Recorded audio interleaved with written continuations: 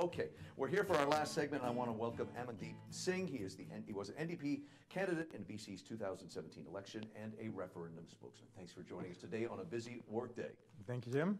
What we've been saying throughout the day to your counterparts in the other parties is that we really wanted to get something that we could present where it was simplistic, not simple, but simplistic, just answers for the viewers, people watching at home, because one of the things we've seen, the thread line through our discussions with people on the street is, okay, I want to be engaged. I know it's important, but I'm just confused. There's so much information out there. This is why today is so very important. That's why we wanted to give everybody as much time without talking heads, because the other thing we heard a lot was that both men were very passionate about their arguments and their debate points the other night on television, but people walked away angry and exasperated. That, you know what, yeah, both guys mean well, they've got their points, they're passionate about their argument in the debate, but too much talking over each other. So we're not doing that today. So, perfect. Enough introduction. Okay, let's get to you, Amandeep.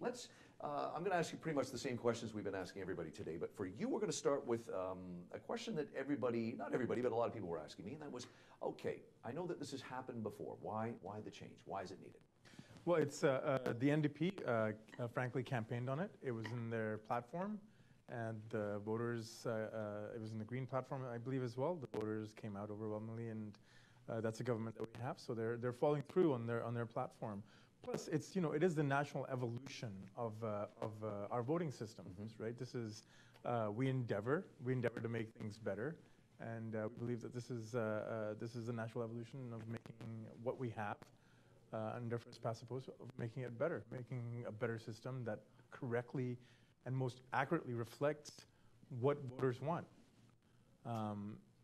Okay, and another question I've been asking everybody throughout the day is what are you hearing when you're out there talking to people? Not just of your party, people on the street that may be leaning your way, maybe not. Talk about what you're hearing from those folks. Well, one of the first things that you hear is people are familiar with it. They were subsumed with the civic elections, what was a bit unfortunate. They were subsumed with that, but they are familiar with it now. Yeah. And they're just getting into the guts with it right now. And what I do hear, and we spoke about this before as well, is when I'm at the door and I'm speaking with people about it, they want to know more.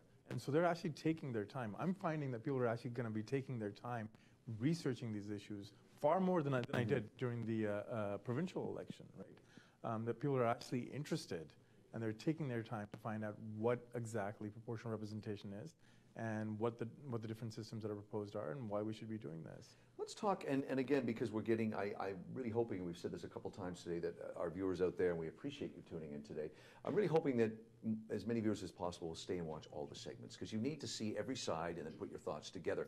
Can you talk a bit about give me your explanation, because one of the things we did find as well is that people were assuming that the ballot would come with just yes, no. And it's not, and immediately it's a little intimidating, because if you are confused and you're searching out the information, it is difficult. Can you talk to me a bit about the genesis of how this came together? Were the other parties involved? And walk people through the four options that they really have. Right. So, there was a consultation process, a vigorous online consultation process over the last few months, and what came out of the so what we have now. Is what came out of that consultation process. And the consultation was not just with community members, but with organizations, them speaking across the board with the caucus members of the Liberal Party, the Green Party. And what came out of that was that, a simple yes-no question was probably not the way to go. Really? Can you expand on that a little bit? Because that's I'm happy to hear that, but you take it from there. So I think what the government did here, and again, this is speaking from the outside a little bit, sure, is they looked at it and they wanted to present something that wasn't just a yes and no answer where the real decisions were decided afterwards. They wanted to make it more democratic, effectively. Apparently my mic isn't working, so this is better. I think we're catching up, but thank you, Peter. Where they wanted to make it more democratic, more reflective, so they wanted to give people options, right? They didn't want one of the arguments that you see or that you hear from the other side, from the no side, is, oh well, all these things are going to be decided afterwards. Well, that's specifically why the government went with this method. They wanted to put out there They had a few, one, they wanted to bring on a system that's more proportional. So if you get 20% of the seats, you get 20% of the power. Not unlike now, where you get, in general, in our elections and elections across North America, you've seen parties that get 35 to 40% of the seat of the vote get 100% of the power. So they wanted to see proportionality come in. They from that feedback, they heard what was heard was that local representation was very important. Okay. So that was very important to keep in this. That's why all of these systems are a mixture. They're made in BC. All of them are essentially made in BC. Things like mixed member and the other systems are used. Single transferable votes are used in different countries in the world. But what the Attorney General wanted to do is he wanted to make a made for BC solution. So proportionality, it had to be proportional to local ridings. So you had to have your local representation. And can you unpack that a little more for our viewers? Absolutely.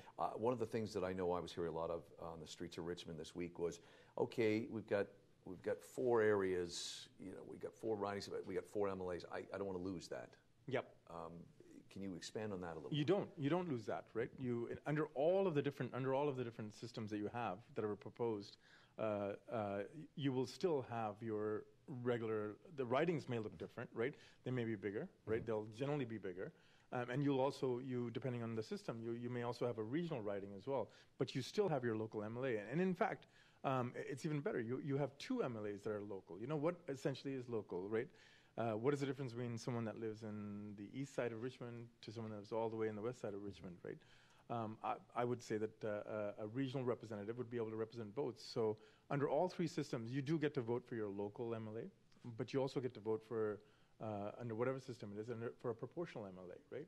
For someone who gets put into that seat under the proportionality. Okay, and walk us through that again for our viewers that say, okay, sorry, I was with you, and then so I'm voting for the person, I'm voting for you. Well, let's go through the systems. Because I like, okay. Let's go through the systems. Start with right? dual member proportional. So it looks exactly like the ballot that we have now. So that's one of the advantages of it, is that we're familiar with that ballot. And so ridings will essentially be doubled, right? Some of the rural ridings won't be doubled in size. They won't be combined because they're so big. So they'll stay essentially the same way that they are. But ridings would be coupled here. And the ballot would have 2 names. So the NDP would have 2 names, A and B, right? The Liberals would have 2 names, C and D, and as would the Greens, as with the Conservative Party, and all the other parties that rule. So the first choice, the first name, would be the local MLA that you're voting for, right? And so that would be which you're doing now. Yeah, you're doing now, right? And then based on the proportion, the overall vote proportion, right? Overall vote proportion in British Columbia, that second MLA, that second name that's there, would be assigned, would be put in to create that proportionality within the province or within that region. So that's dual member. So you're still, and again, you know who those 2 people are, right? You know who you're voting for, right? If you're a member of that party, if you're a member of the Liberal Party, those people have probably gone through a nomination process and gotten their names in that ballot in that way. So fairly similar in that way to what we have now. Mixed member, right? I was going to say, so somebody said to me on the street that, well, yeah, but I can vote for this person who's Liberal, but then I can also vote for this person, like yourself, like your NDP. Yep. So that's a great thing about mixed member. That's the second system that's proposed, mixed member proportionality. Ridings would be clumped into a region, so you would be voting for your local MLA, right? So I ran in Richmond, Queensborough. So, and hypothetically, say all of Richmond was one region, right? You in Richmond, Queensborough, you'd be voting for your local Richmond, Queensborough MLA, plus you would be voting for a regional MLA that would be able to represent all of Richmond, essentially. So if you didn't like the way that I spoke with you, or you weren't as happy with me, you could, but you really like the NDP's policies, you could vote for one of the other MLAs, right? You could vote for one of the Green MLAs or the Liberal MLAs or the Conservative MLAs. But because you like the NDP policy, you could put your vote for a regional MLA for the NDP. Okay. And that way you get, your vote actually counts. What happened, for example, what happened here in Richmond is you've got 4 MLAs who were on here earlier. Yeah. Right? You've got 4 MLAs, all from one party.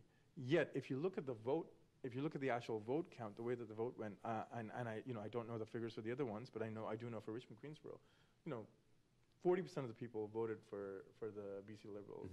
About the same amount voted for the NDP, and then the rest was split up. So about 60% of voters their votes essentially didn't count. What proportional representation does is it makes every vote count in one way or another. Was there a discussion amongst your party when you're consulting about offering a number of choices? Was there, could you not just offer one option other than first past post? I mean, absolutely, they could have done that. And again, I'm not privy to those discussions, but I think what the Attorney General did here was really, to do that would have been a disservice to the electorate, to the voters. What he did was he put out a choice, and I think it was a conscious decision that there's a lot of the no side has put out a lot of information saying that this is really confusing. I would argue with that. I would say it's not confusing, it's unfamiliar. If you take a few seconds, to look at it, it's actually fairly simple, but over 90 countries in the world use some form of proportional representation. And I think he wanted to give British Columbians a choice. Here, we want proportional representation. We want, if you get 40% of the vote, we want you to get 40% of the seats in the legislature. But here are different ways of getting there, right? All three options, doesn't matter what options you use, all three options get you there. Okay. And again, as I said, over 90 countries in the world use this, right? The first past the post system is an antiquated system that comes from our history, right? Yes, right. Yes, it comes from our history, comes from the history of the crown, comes from, the four sort of four most robust democracies that don't use proportional representation. Only four of them use, the U.S., Canada, England, and India are the four sort of outliers. Pretty much everybody else uses proportional representation. First past the post comes from a time and an era where you had two parties, right? Yeah. And it works really well in a two-party system, right? Because you have to have a majority. It comes from the time when feudal lords wanted to wrest power away from the crown, from the king and the queen. So this voting system comes from that part where you had the queen or the king's party, a party that favored the crown, and then you had a party that favored more the feudal landlords. So two parties. The party that got more than 50% of the vote, the majority of the vote, formed parliament. Makes sense in a two-member, two-party state. It doesn't make sense when you have a plurality of parties. When you have at least 4 or 5 big parties in British Columbia, you've got the Liberals, the NDP, the Greens, and the Conservatives. And in this situation, what generally happens is parties that get between 35 and 40% of the vote end up getting 100% of the power, and 60% plus of the electorate gets left out in the cold. What do you say to people then? That's another question I heard. Again, you're right. It's unfamiliar, matched with so much information. It's trying to assess it all. But absolutely. What about for people that would say then, well, we've done this a couple times already. We've tried this a couple times. How do you respond to that then? Well, I mean, no reason not to try again, especially when again, it was in the platform for the NDP and the Greens. People wanted. There's a thirst out there for change, especially in a time and an era where people are feeling their votes don't count, where they have to go out and strategically vote, right? So you saw that thirst for a change in our electoral system, not only in the provincial elections but also in the federal elections. I will argue that one of the reasons that Justin Trudeau and the Liberals were able to do so well is because they promised electoral reform. They promised, I think his famous thing was, this will be the last first past the post election. They went back on that because first past the post works really well for vested interests and vested parties, right? But you saw a thirst for electoral reform there. The turnout is low. People feel that their vote doesn't count. And I think that has to be addressed, and I think that's why we're doing this again. Speaking of voting, and one of the things I've brought up in the last two segments is getting people attracted to voting. And you're right, you hit on a couple notes there. When people are unfamiliar or uninformed, so much information floating around out there. How do you engage people? And I'm going to say specifically the millennial group. Everybody I've talked to today, we all agree on that this is their future, not ours. Absolutely. But it's getting to them and getting them to vote. But I have no fear with that. I've been out in the doors. Okay. I did a debate or a talk at UBC on Friday. I think it's the other way around. I think the millennials and I think the younger generation have a lot. I see a lot of hope in them, and I feel that they're the ones that are saying, hey, I want to know more about this, and I'm actually looking into it. If you've got some resources, give them to me. I think we just had an election in south of us, and I think young voters came out in numbers. I think we're going to see that change. I think they came out in numbers, but I said last year, improvement, but still absolutely. Not good. But you're right, it did go up. Yep. But it's also, are you guys in your discussions, and I posed this to both the Green and the Liberal colleagues that were here, about reaching them on their platform? Yep. Because I think this is just antiquated to them, in my opinion. Not the idea, the presentation. That's why you have all these great organizations out there that are non-aligned, going out there and doing this work and pushing it. So you've got Vote PRBC, which I'm also a spokesperson for, Fair Vote, Dogwood, Lead Now, all these organizations that do reach out to millennials and are reaching out to them and putting it in a more palatable form. That's the old word. Bureaucratic. Yes, of course. Old bureaucratic. So, and I encourage the listeners to go out there and look at those different forms. There's great. I did a presentation / debate a few weeks ago at this small organization. It's called a pop-up policy event in Yaletown, and there was a young man there who had made a video on proportional representation. He'd taken as instead of parties, he'd use Hogwarts and Star Wars and Star Trek and use those to make an explanation. That reaches. It was fantastic. It's like a 15-20 minute video. Right. I think his Facebook page is This Here Vancouver or something. And he did a really good job of explaining it. Very cool. As I said, they got to get out and take part. I think they will. I've been door knocking. I've been out on the doors, knocking on doors, canvassing, talking to people about this, and I'm actually quite amazed and quite surprised and quite pleased. I am pleasantly surprised and happy to hear you say that if you're out in the front lines doing that. Okay, one of the other questions that did come up amongst people we spoke with, as I said, I've certainly been very honest on my feelings with everybody who's been here today about the debate the other night. I just don't think it connected. But there was one moment in the debate where the Premier was asked about how many MLAs BC will end up with under the new system. And it was just a yes or no answer. Can you give me? And he didn't. And it was amongst all the yelling and everything like that. Can you talk a little bit about that? Because that was another question that came up again. Because there's so much information out there, they just want to know. I think the number that's out there is between 87 and 95. We have 87 now. I think 87. 87. Thank you. Yeah, 87. It won't be below 87. Okay. But it won't be more than 95. I appreciate the answer on that, because another thing was that, as I think I said to you earlier in our last segment about, I've got 4 MLAs here. I don't want to go down to 2. Yep. So it'll do nothing but go up a bit. It'll go up a bit. Okay. Yeah. And that'll be unpacked. Well, if it's a yes, depending on which system they use, it'll be unpacked over a period of time. All party committee. The boundaries, the regions will be drawn up by the Electoral Boundaries Commission. Okay. Fairly similar to what's done in between elections anyway. Okay. Right. We don't, in between elections, when the census comes in, boundaries are changed, right? And a boundaries commission, Electoral Boundaries Commission does that. Elections BC will have a lot of work to do. The details, further details will be taken to an all-party committee. Okay. So everybody's involved. I think that's why they say it's going to take some time. That's the other reason why the referendum is happening right now, why this is happening right now, because when this passes, and we get to choose a system, the first possible election we could have under a new system wouldn't be until July of 2021. Okay. Yeah, so I think that that gives it a lot of time to for people to have their input, for the all-party committee to have their input, and for Elections BC and the Boundaries Commission to be able to make all of those decisions that they make anyway. In a slow pace, yeah. Which is good. Okay. That kind of leads me into a couple questions, kind of a two-parter, and that is people asking, okay, how much more money is this going to cost us? And also, this is my own reading, I didn't have anybody say this, but one of the comments I've been reading a lot of from the no side is that these governments, once in place under the system, can take a long time to set up, 300, 400, 500 days. Two-part question there, and you choose to answer in the order you want. 95 MLAs, not a significant increase, right? So not that much more money.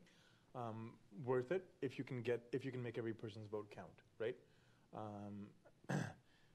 Second part of that question was, We're just talking about the time. The one thing that I kept reading a lot of, again, from the no side, was that governments. The government can take a long time to put the government into its place. They love to use Italy as an example, and Sweden as an example right now, and Netherlands. Well, those are all 9 out of the 10 OECD countries with the top economies use proportional representation, right?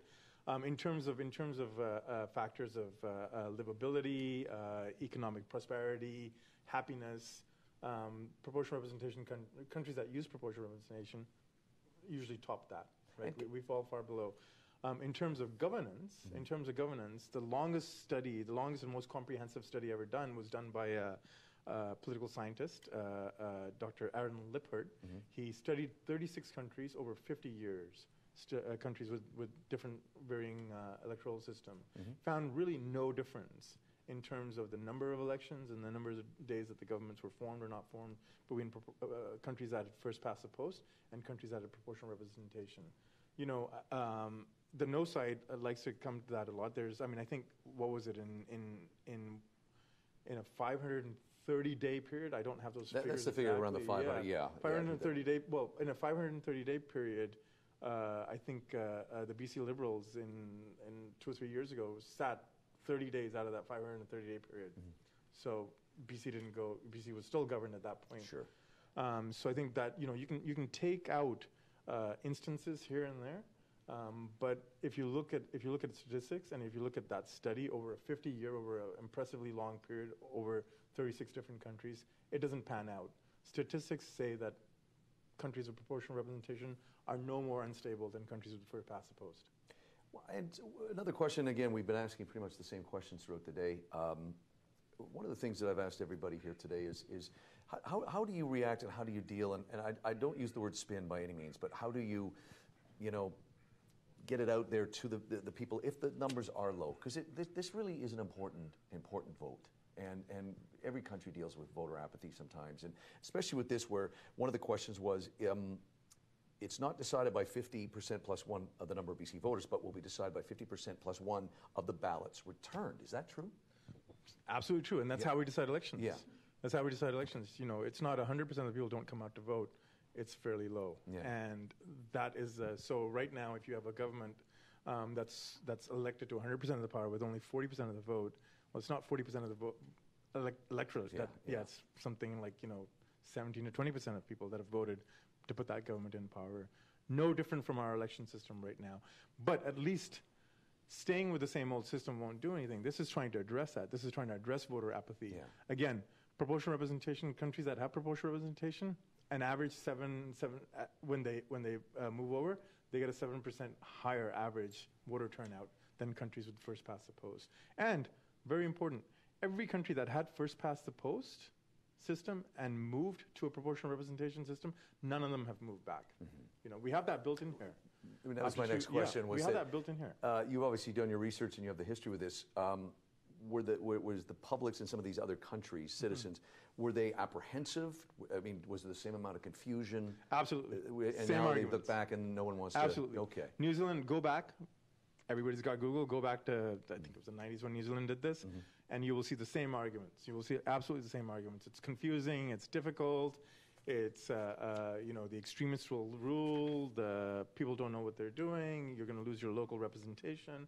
Same arguments were used. They've been using it for quite some time now, and they're very happy with it. One of the comments that the Liberals mentioned today was more about, well, the NDPs are doing this to placate the Green Party. Yeah. Answer that if you could. False, absolutely. It was in the platform, and you can go back to our platform. It was in the platform. There will be a referendum on proportional representation. They've, within the 16 or 17 months they've been in government, they've fulfilled about 70% or 80% of the promises that were in their platform. This is a government that's, when it writes something down in their platform, will follow through and do it. Can you talk a little bit about we talked to the folks from the Green Party our last segment. Can you talk a bit about how the process went in putting this all together? How many people were consulted? Was every party consulted when you were putting this together?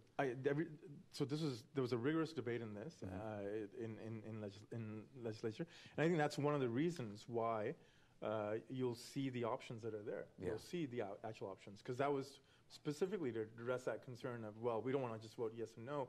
We don't know who's going to make the decision afterwards. Well, here, we're actually going to let the people decide. In terms of numbers, my apologies, I'm not privy to those numbers because I'm not, I wasn't part of those discussions. Sure. But you'll see that the referendum is designed to answer those questions and to answer those concerns that the other parties, that other people had, and to leave as much of it to the public as we can. We've boy, time flies. We got a few days left, kind of thing. Can you talk about what your party will be doing over these final 7, 8, 10 days? Well, again, we're going out, to every door that we can, talking to people. There's events happening over the next little while, and I think at every event we'll be passing out informational leaflets, trying to get people out, trying to get people engaged in this process, right? I know I'll be doing that. I was out this weekend, knocking on the doors of Richmond, Queensborough. I was out the weekend before. I'll be doing it again this weekend, and I think that's what a lot of people are going to be doing. Very nice. We're giving everybody a chance because it is complicated and because the debate, as I said earlier, it really didn't do it for me the other night. What's been great about today is we've had the time to sit like two guys over coffee or groups of people over coffee. Perfect. One thing I wanted everybody to do, though, is say, okay, look into whatever camera you want, and I guess that one right there. Give me a 30-second plug and a pitch to the viewer out there watching as to why they should vote yes. It's a fairer system. It's a more democratic system. If you get 40% of the votes, you get 40% of the power, not 100% of the power, as has happened in the past here. It's a much fairer system, much more democratic system. 90 countries in the world use it. There's no reason we shouldn't be using it. Our first past the post system is antiquated. It's made for a different time period. Let's evolve and make democracy better. Make it so that every vote counts. Well said. And you did it in 30 seconds. Well done. That's always good to see. We've been talking to Amandeep Singh, he NDP candidate in BC's 2017 election and a referendum spokesman. We should also say you grew up in Hong Kong too. So I did, absolutely. Very nice. Well, listen, we appreciate you taking time to see us today, and we appreciate you being a part of this discussion. It's great that we've had all three parties here. We thank you for joining us here today. Thank you, absolutely, sir. And thank you to the Sentinel.